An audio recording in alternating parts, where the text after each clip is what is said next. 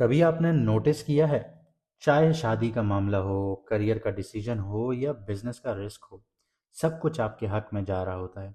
लेकिन and time पर कुछ ऐसा होता है कि सब कुछ रुक जाता है और जब आप अपने आप को इवैल्यूएट करते हैं, अपनी चीज़ों को इवैल्यूएट करते हैं, तो ऐसा लगता है कि आप दोबारा ज़ीरो पर खड़े हैं। इस वजह से फिर आपको एंजाइटी भी होती है, डिप्रेशन भी होता है, इंसोम्निया भी देखने को मिलता है और सॉलिट्यूड में जाने की भी ख्वाहिश रहती है। और क्रिएटिविटी भी आपके दिमाग में होती है, लेकिन सही डायरेक्शन ना होने की वजह से कन्फ्यूजन का भी शिकार हो जाते हैं। इस वक्त आसमान में भी प्लैनेटरी पोजीशन कुछ इसी पैटर्न पर चल रही है, जो आपको आगे भी लेकर जा सकती है या फिर उसी एक लूप में फंसा भी सकती है। वीनस, सन, मरकरी और मार्स, ये इतने पावरफुल प्लैनेट्स हैं और एक ही घर में बैठे हैं, लेकिन अगर ये बैलेंस ना हो तो रिश्ते आप लोगों के डिले होंगे। चाहे आप शादी के लिए रिश्ते ढूंढें, एक तो रिश्ते नहीं मिलेंगे, रिश्ता हो जाएगा, निकाह हो जाएगा, टूट जाएगा, बात पक्की हो गई, टूट गई। इसी तरह आपको जॉब में प्रेशर भी देखने को मिलेगा, ऑफिस पॉलिटिक्स भी बहुत ज़्यादा बढ़ना शुरू हो जाएगी। मतलब जिस जगह पर भी आप काम कर रहे हैं तो लोग आपके खिलाफ षड्यंत्र रचना शुरू हो जाते हैं, आपके खिलाफ ऐसी ऐसी हरकतें करते हैं कि आपको जॉब से निकाल दिया जाए। इसको ऑफिस पॉलिटिक्स कहते हैं सादा लफ्ज़ों में। इसके अलावा पैसा आता नहीं है, एक तो कोई पेमेंट आपने किसी को दी थी, अब वो वापस देने का नाम नहीं मिलता। अगर आपके पास पैसा आ भी जाता है तो दूसरे हाथ से ऐसे निकल जाता है कि पता ही नहीं चलता कि पैसा कब आया, कितना आया और कैसे निकल गया। बिजनेस ग्रोथ भी देखने को नहीं मिलती। कुछ लोग सदियों एक ही बिजनेस कर रहे होते हैं लेकिन उनकी ग्रोथ नहीं होती, और जब वो दूसरों को देखते हैं, अपने कॉम्पिटिटर्स को देखते हैं कि वो उस फील्ड में जुम्मा जुम्मा 10 दिन हुए आए हैं और वो इतना ज़्यादा कमा रहे हैं, वो कैसे? हालांकि मैं यहाँ पे 10 साल से बैठा हूँ लेकिन मैंने आज तक कुछ बनाया नहीं, और ये जुम्मा जुम्मा इसको 2-4 महीने हुए, इसने एकदम से तरक्की करना शुरू की, वो कैसे? तो इन सब चीज़ों का राज जो होता है वो प्लानिटरी पोजीशंस में होता है और उनकी अलाइनमेंट में होता है। अल्लाह ताला ने ये बहुत खूबसूरत निज़ाम बनाया है। जब तक आप इसको समझेंगे नहीं, इसके मुताबिक आगे नहीं बढ़ेंगे, तब तक आप इसी तरह एक लूप में स्टक रहेंगे। और ये जो फेज़ है, ये जो प्लानिटरी पोजीशन है, ये इमोशनली चलने वालों को बहुत ज़्यादा टेस्ट करेगा और स्ट्रेटेजिकली चलने वालों को ऊपर उठाएगा। और सबसे इम्पॉर्टेंट बात यह है कि जो मार्स का ट्रांजिट है, ये आप सबको एक सिंपल ट्रांजिट तो लग सकता है, लेकिन इसका जो रिजल्ट होगा वो हर किसी के लिए अलग होगा। इसकी एक छोटी सी मिसाल ऐसे देता हूँ कि 2024 में अक्टूबर से जो मार्स था वो कैंसर में आया था। हालांकि उसके नीच का घर है, काफ़ी लोगों को ऊपर उठाया और कई हद तक लोगों को इसने बिठा दिया, पैसा रोक दिया, शादियां नहीं हो रही, घरों में लड़ाई होने शुरू हो गई, कारोबार ख़त्म होना शुरू हो गए। लोगों के पास कुछ था ही नहीं। मतलब आप अपनी लाइफ के 2024 के साल उठा लीजिए, 2023 उठा लीजिए और 2025 उठा लीजिए, आप इंतहाई बुरे साल कहेंगे इनको, क्योंकि मार्स ने तकरीबन 4 से 6 महीने कैंसर में गुजारे थे। लेकिन अब मार्स का ट्रांजिट हो रहा है उसकी उच्च की राशि में, यानी एग्जॉल्टेड पोजीशन पर हो रहा है, लेकिन यहाँ पे दूसरे प्लैनेट्स भी हैं और यहाँ पे फेवर उनको मिलेगा जिनकी पर्सनल चार्ट कुंडली या जायचे में मार्स स्ट्रांग होगा। जैसे अल्लाह ताला ने हमारे फिंगरप्रिंट्स बनाए हैं, हर किसी के अलग होते हैं, इसी तरह हर किसी की कुंडलियां भी अलग होती हैं। तो ये निज़ाम अल्लाह ताला का हर किसी पर काम करता है। और यहाँ सबसे मज़ेदार बात यह है कि अगर आप मार्स की एनर्जी सही डायरेक्शन में यूज़ कर लेंगे तो रिश्ते स्मूथली सेटल होना शुरू होंगे, करियर भी बूस्ट होना शुरू हो जाएगा, जॉब और बिजनेस में क्लैरिटी और पैसा भी आपका स्टेबल होना शुरू हो जाएगा। लेकिन अगर आप इस चीज़ को इग्नोर कर देंगे तो वही एनर्जी आपको टेस्ट करेगी, एक्सपोज करेगी और पुश करेगी। अगर आप अपनी लाइफ में ये कॉस्मिक एडवांटेज चाहते हैं, शादी, करियर, जॉब, बिजनेस, इन सारी चीज़ों को सही डायरेक्शन में लेकर आगे बढ़ना चाहते हैं, तो आप मैडम एस्ट्रोलॉजर एन बख्श साहिबा से अपनी कुंडली जायचा बनवाकर पर्सनल गाइडेंस ले सकते हैं। ये फेज़ अपने फेवर में कन्वर्ट कर सकते हैं। स्क्रीन पर जो व्हाट्सएप नंबर आ रहा है आपके पास, उस पर मैसेज कर कर अपॉइंटमेंट बुक करवा सकते हैं। इसके अलावा कुछ खसूसियात मैं आपको बताता हूँ मार्स के बारे में, यानी मरीख के बारे में, यानी मंगल के बारे में। अल्लाह ताला ने ये निज़ाम कुछ ऐसा बनाया है कि मार्स के अंदर जो खसूसियात रखी हैं इंसान के ऊपर काम करने के लिए, वो ऐसी हैं कि मार्स इंसान के अंदर हिम्मत पैदा करता है, एनर्जी पैदा करता है, एक्शन का प्लैनेट है बेसिकली, इनिशिएट करने का प्लैनेट है। और जितने भी आपके बोल्ड डिसीजंस होते हैं कि आपने बिना सोचे समझे कदम आगे बढ़ा दिए, ये उसके लिए रिस्पॉन्सिबल होता है। और कैप्रिकॉन जैसे साइन में इसकी जो एनर्जी है वो डिसिप्लिन फॉर्म में आ जाती है, स्ट्रेटेजिक फॉर्म में आ जाती है। अगर आप देखें किसी का मार्स इंतहाई खराब हो तो वो इंसान किसी को मारने से भी पीछे नहीं हटेगा। लेकिन कैप्रिकॉन में जब ये मार्स होता है तो ये सारी चीजें कंट्रोल हो जाती हैं, क्योंकि मार्स नेचुरली एग्रेसिव है, इम्पल्सिव बिहेवियर है ना मार्स के अंदर। लेकिन जब कैप्रिकॉन में होता है तो कैलकुलेटिव मूव इसके ज्यादा हो जाते हैं। गोल्स अचीव करने की इसके अंदर हिम्मत होती है, डिटर्मिनेशन होती है। यहाँ पे आपको एक और चीज बताता हूँ कि आपने कुछ लोग देखे होंगे कि कोई काम इनिशिएट करते हैं और बीच में छोड़ देते हैं। लेकिन जिसका मार्स बहुत अच्छा होगा, एग्जॉल्टेड होगा, तो वो अपने चैलेंजेस को, अपने जो उसने कदम उठाए हुए हैं वो उनको डिटर्मिनेशंस के साथ पूरा करेगा, अपने गोल्स अचीव करेगा, लॉन्ग टर्म लेके चलेगा। एग्जॉल्टेड मार्स जो होता है सस्टेनेबल रिजल्ट्स देता है। यहाँ पे चाहे आपने किसी भी तरह से गवर्नमेंट जॉब में जाना है, कम्पिटिटिव एग्जाम्स देने हैं, कुछ भी करना है, ऐसा इंसान तब तक हार नहीं मानेगा जब तक ये चीज़ें पूरी नहीं करेगा। इसके अलावा ऑब्स्टिकल्स को डायरेक्टली फेस करता है। कोई आगे से आपको थ्रेट देगा, आपका मार्स बहुत अच्छा है, आप बिना डरे आप उसके सामने खड़े हो जाएंगे। और अगर आपका मार्स खराब होगा तो आपके दिल में डर बैठ जाएगा और आप आगे बढ़ नहीं पाएंगे। इसके अलावा मार्स कुंडली में जो फंक्शन प्ले करता है वो आपके ब्लड का करता है, आपको ब्लड से रिलेटेड इश्यूज का करता है, फिजिकल वाइटलिटी का करता है, आपकी करेज का करता है। तो इसमें आपकी हेल्थ ओवरऑल आ जाती है, ब्लड से रिलेटेड आपका स्टेमिना आ जाता है, आपकी बहादुरी का इंडिकेटर आ जाता है, करेज का इंडिकेटर आ जाता है। और कैप्रिकॉन में मार्स डिसिप्लिन लाइफस्टाइल और इंड्योरेंस को स्ट्रेंथन करता है।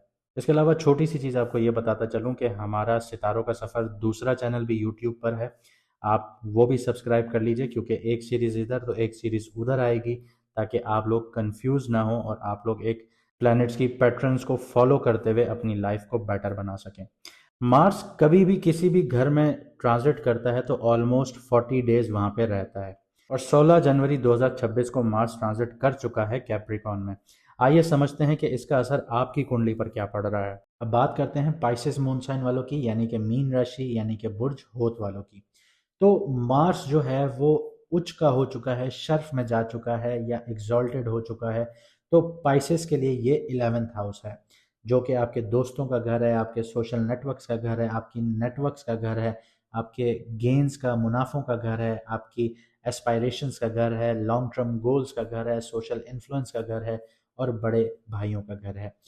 लेकिन सिर्फ 11th हाउस तक बात नहीं रहती, बात यहाँ पे चौथी नज़र, सातवीं नज़र और आठवीं नज़र की भी आ जाती है, जिससे सेकंड हाउस, फिफ्थ हाउस और सिक्स्थ हाउस सब एक्टिवेट हो जाते हैं।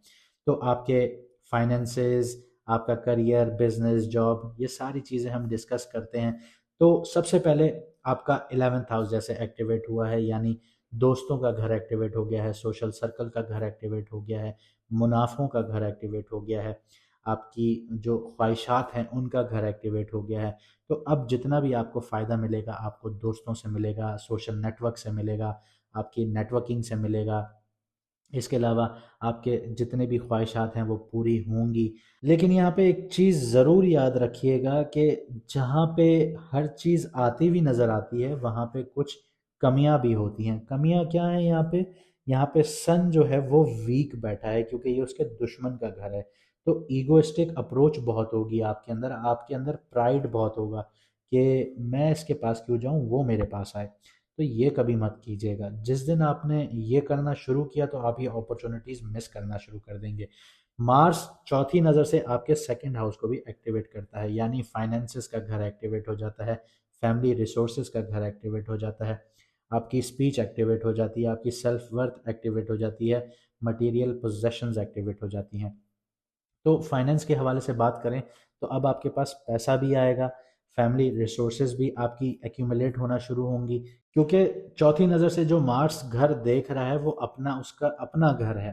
तो यहाँ पे आपकी सेल्फ वर्थ भी बढ़ेगी, लेकिन आपकी जो स्पीच है, आपके जो अल्फाज हैं वो थोड़े हार्श होना शुरू होंगे, गुस्से वाले होना शुरू होंगे, जिसकी वजह से ये चीज़ें नेगेटिव वे में कन्वर्ट भी हो सकती हैं। मटेरियल पोजेशन भी आप जमा करना शुरू करेंगे। लेकिन एक और चीज़ बताते चलूँ कि आप लोग साढ़े साथी के सेकंड दौर में एंटर हुए हैं, तो शादियां भी अब आपकी होना शुरू होंगी, शादी, आपकी शादियों की बातें भी शुरू होंगी, रिश्तों की बातें भी शुरू होंगी, लव अफेयर्स भी चलेंगे आप लोगों के, आपकी बिजनेस पार्टनरशिप्स भी चलेंगी। लेकिन ये मेरी बात याद रखिएगा कि ये चीज़ें आपके लिए एक ऐसा सबक बनेंगी कि जिनको आप सोच के भी बहुत ज़्यादा परेशान रहेंगे। तो इस वक्त में शादी करना आप लोगों के लिए बेहतर नहीं है। इस चीज़ को अपने दिमाग में बिठा लीजिएगा। अगर आप लोग इन चीज़ों के पीछे जाते भी हैं तो प्रॉपर रिसर्च करके जाइएगा। जिस फैमिली से रिश्ता जोड़ रहे हैं उस रिश्ते को ये समझ लीजिएगा कि कोई मतलब परस्त रिश्ता ना हो, लोग अच्छे हों। ये सारी चीज़ें रिसर्च करना आपका काम है, ये आप देखेंगे तभी आप फैसला लीजिएगा। इसके अलावा आपका फिफ्थ हाउस भी एक्टिवेट है सातवीं नज़र से, और फिफ्थ हाउस और 11th हाउस का जो कॉम्बिनेशन होता है वो पैसा ही पैसा करवाता है। वो आपको क्रिएटिविटी देता है, वो आपको रोमांस देता है, बच्चे देता है, स्पेकुलेटिव गेन्स देता है, एजुकेशन आपकी अच्छी रहती है, इंटेलिजेंस आपकी अच्छी हो जाती है। तो जब फिफ्थ हाउस एक्टिवेट है, लेकिन फिफ्थ हाउस का एक ड्रॉबैक ये है कि सन जो इसको देख रहा है, सन की नेचुरल पोजीशन फिफ्थ हाउस की है, लेकिन सन जो बैठा है वो वीक बैठा है। तो यहाँ पे सन जो है वो थोड़ा सा आपको डिसबैलेंस ज़रूर करेगा। आप अपने इंटेलिजेंस को लेके ईगोइस्टिक अप्रोच में आ जाएंगे, जो आपकी क्रिएटिविटी को भी डैमेज कर सकता है, आपके रोमांस को भी डैमेज कर सकता है, बच्चों के मामलात को भी डैमेज कर सकता है, स्पेकुलेटिव गेन्स को भी डैमेज कर सकता है, और एजुकेशन को भी डैमेज कर सकता है। लेकिन जो मार्स है वो आपके 11th हाउस में है, वो आपको चाहत बहुत ज़्यादा देगा कि मुझे और चाहिए और चाहिए। तो आपको समझना होगा कि आपकी ज़रूरत कितनी है और लालच कितनी है। यहाँ पे मार्स की मैं नज़र की बात करूँ सातवीं, तो वो अपने नीच के घर को देख रहा है। तो 2024 अक्टूबर अगर उठा लीजिए, तो 2024 अक्टूबर को मार्स कैंसर में था, आपके फिफ्थ हाउस में था। तो आपकी क्रिएटिविटी भी डैमेज हुई होगी, आपका रोमांस भी डैमेज हुआ होगा, बच्चों से रिलेटेड मामलात भी डैमेज हुए होंगे, स्पेकुलेटिव अगर आप लोग इन्वेस्टमेंट्स में इन्वॉल्व थे तो वहाँ पे भी आपको थोड़ा बहुत नुकसान हुआ होगा, एजुकेशन में भी रुकावटें देखने को मिली होंगी, और आपके फैसले भी गलत जा रहे होंगे। तो मार्स उसी घर को देख रहा है, तो थोड़ा सा आपको एहतियात से चलना होगा। आठवीं नज़र से मार्स एक्टिवेट करता है आपके सिक्स्थ हाउस को। तो डेली लाइफ में, सर्विस सेक्टर में अगर आप लोग काम करते हैं और डेली रूटीन जो है उसमें आपको प्रॉपर हिम्मत मिलेगी, आपको करेज मिलेगी कि आप अपने डेली टास्क कंप्लीट करें। लेकिन जो सर्विस सेक्टर वाले लोग हैं, जैसे हेल्थ इंडस्ट्री हो गई आपकी, सैलून्स हो गए, आपका हॉस्पिटैलिटी हो गई, जितनी भी इंडस्ट्रीज़ हैं, अगर आप लोग इनमें काम करते हैं तो अब आपको यहाँ पे फाइनेंशियल सपोर्ट बहुत अच्छी मिलेगी।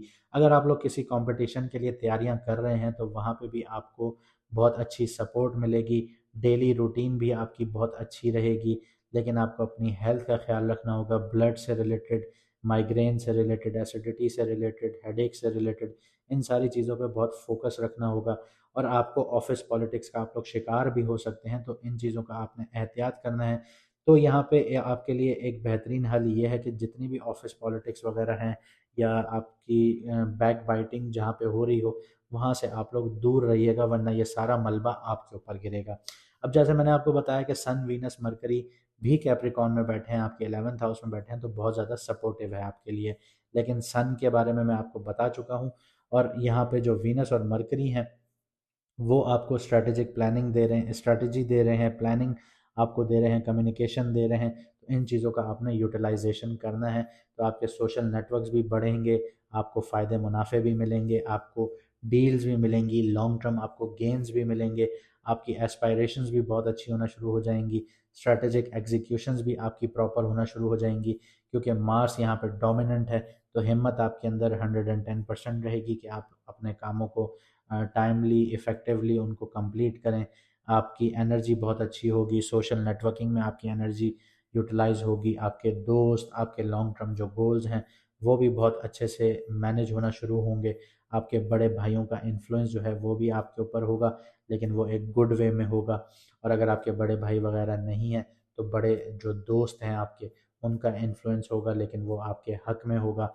लेकिन बात वही आ जाती है कि सन वीक है, तो यहाँ पे ईगो और प्राइड जहाँ पे आएगी आपके अंदर, वहाँ पे आपके डिसीजंस अफेक्ट करना शुरू करेंगे, आपकी सोशल लाइफ से रिलेटेड, फाइनेंशियल अपॉर्चुनिटीज से रिलेटेड। तो ये मौका आप सन की ईगो की वजह से गंवाएंगे। अगर आप लोग स्ट्रैटेजिक चलेंगे, डिसिप्लिन चलेंगे, तो फाइनेंशियल स्टेबिलिटी भी मिलेगी, आपके काम में एफिशिएंसी भी आएगी, क्रिएटिव और स्पेकुलेटिव गेन्स भी मिलेंगे, सोशल नेटवर्क से आपको सपोर्ट भी मिलेगा। और जहां आप जज्बाती हुए, रिएक्टिव हुए, इगोइस्टिक हुए, तो आपको डिलेज भी मिलेंगे, मिसमैनेजमेंट्स भी मिलेंगी फाइनेंसेस में, आपको कॉन्फ्लिक्ट्स भी मिलेंगे काम की जगह पे, क्रिएटिव प्रोजेक्ट्स में। तो अब फैसला आपको खुद करना है। रेमेडीज़ की बात करूं तो हर ट्यूसडे वाले दिन आप लोग लाल चीज़ का सदका या दान करें। लाल चीज़ कोई खाने वाली ले लें, लाल दाल हो गई, वो किसी गरीब को सदका या दान करें। इसके अलावा आप लोग एक्सरसाइजेस कीजिए लाइट, ठीक है, बहुत ज़्यादा हैवी एक्सरसाइजेस ना कीजिए। स्ट्रैटेजिक एक प्लान बनाइए, जैसे मैंने आपको बताया कि स्ट्रैटेजिक प्लान बनाइए कि आपने एक्सरसाइजेस कौन सी करनी है, चाहे आप वेट लॉस करना चाहते हैं या आप ग्राउंडिंग प्रैक्टिसेस करना चाहते हैं या अपनी एनर्जीज़ को आप लोग डायरेक्शंस देना चाहते हैं, तो वॉक कीजिए, आप लोग ब्रिस्क वॉक कीजिए या आप लोग हाइकिंग कीजिए। तो आप लोग खुद डिसाइड कीजिए आप लोगों ने करना क्या है। तो इस चीज़ को एक स्ट्रैटेजिक फॉर्म में लेके आइए, उसको डिसिप्लिन से फॉलो कीजिए, और इन चीज़ों पर आप लोगों ने बहुत ज़्यादा ध्यान देना है, लेकिन सदका और दान, इन चीज़ों को आपने कभी नहीं छोड़ना। उम्मीद करता हूँ आपको वीडियो पसंद आई होगी। हमें लाइक शेयर सब्सक्राइब ज़रूर कीजिएगा। हमारा दूसरा चैनल यूट्यूब पर सितारों के सफ़र के नाम से ही है, उसको भी सब्सक्राइब कर लीजिए ताकि आपको आने वाली कोई भी सीरीज़ मिस ना हो। और हमें सब्सक्राइब इसलिए भी कर लीजिए कि हम लाइव जब आएंगे तो आपके लिए आसानी हो कि आप हमसे डायरेक्टली क्वेश्चन आंसर्स पूछ सकते हैं। मुझे दीजिए यहाँ से इजाज़त, मिलते हैं अगली वीडियो में सितारों के सफ़र पर।